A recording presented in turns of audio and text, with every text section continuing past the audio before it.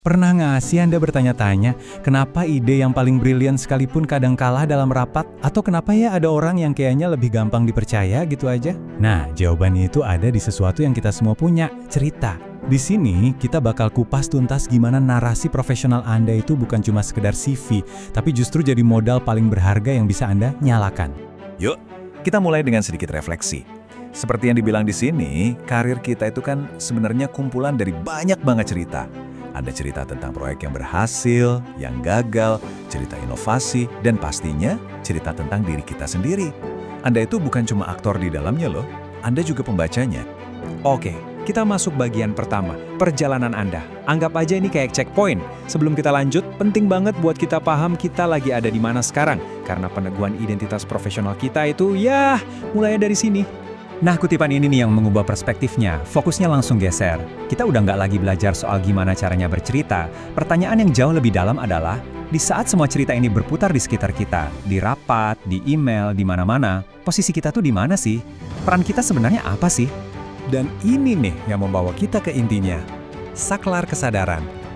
Ada satu momen dalam karir setiap profesional, di mana cara mereka melihat dunia kerja itu berubah total.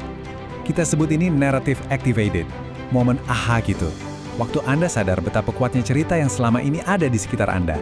Jadi apa sih narrative activated itu? Gampangnya gini, ini adalah kesadaran bahwa cerita Anda itu bukan cuma buat dipajang di profil LinkedIn.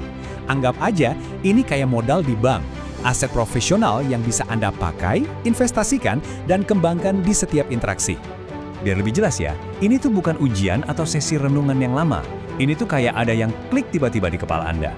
Sebuah pergeseran dari yang tadinya melihat cerita cuma sebagai alat bantu, menjadi melihatnya sebagai modal yang nempel sama diri Anda, yang ngebentuk nilai profesional Anda. Terus kenapa kesadaran ini penting banget? Kenapa ini jadi modal baru yang krusial banget di dunia kerja zaman sekarang? Yuk kita lihat gimana ini bekerja di dunia nyata. Mungkin kedengarannya agak lebay ya, tapi coba deh perhatiin. Di kantor, keputusan-keputusan besar itu jarang banget murni soal data. Keputusan itu lahir dari cerita mana yang paling dipercaya sama para bos. Cerita soal risiko, cerita soal peluang, atau cerita tentang mau dibawa kemana perusahaan ini. Coba bayangin ini kayak gunung es. Di permukaan semuanya kelihatan rapi, didukung data, laporan, oke semua. Tapi masalah yang sebenarnya dan juga peluang terbesarnya seringkali ngumpet di bawah, dalam narasi-narasi yang gak diucapin. Nah, kemampuan Anda buat membaca cerita yang tersembunyi ini, modal Anda yang sesungguhnya. Inilah yang bikin Anda nggak tergantikan. Dan ini bukan cuma teori loh, ini buktinya dari lapangan. Para rekruter top itu sekarang nggak cuma nyari skill teknis, mereka nyari orang yang bisa tetap tenang, mikir jernih, dan nggak gampang kebawa arus pas ada banyak versi cerita yang saling bertentangan di dalam perusahaan. Sekarang, yuk kita jeda sebentar buat refleksi. Pertanyaan pertama, gimana sih cerita itu ngebentuk cara saya melihat dunia kerja? Coba deh pikirin satu keyakinan yang Anda pegang soal sukses. Cerita itu datang dari mana? Dan apa cerita itu masih relevan buat Anda sekarang? Lanjut ke pertanyaan kedua, ini soal sikap. Setelah sadar kalau narasi itu ada di mana-mana, Anda mau menghadapinya dengan cara apa? Apa Anda bakal jadi lebih kritis dengerin presentasi? Jadi lebih penasaran sama agenda di baliknya? Atau justru jadi lebih empati sama cerita orang lain? Pilihan sikap ini yang akan nentuin langkah Anda ke depan. Dan yang paling penting, tanggung jawab. Kalau cerita adalah modal, berarti itu adalah kekuatan.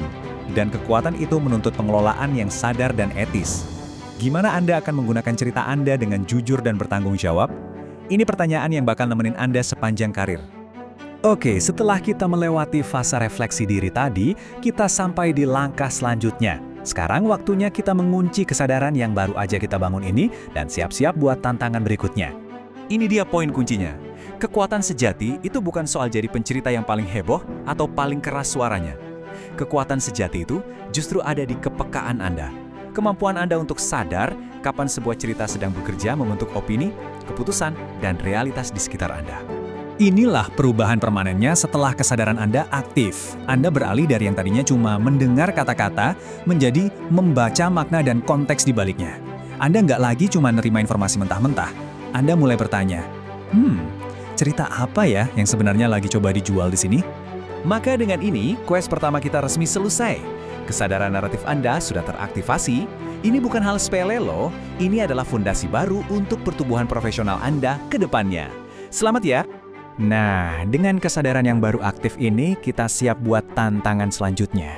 Karena setelah kita bisa membaca sebuah cerita, pertanyaan yang otomatis muncul adalah, di balik narasi yang kelihatannya sempurna itu, masalah apa sih yang sebenarnya lagi disembunyiin? Dan itulah tujuan kita berikutnya.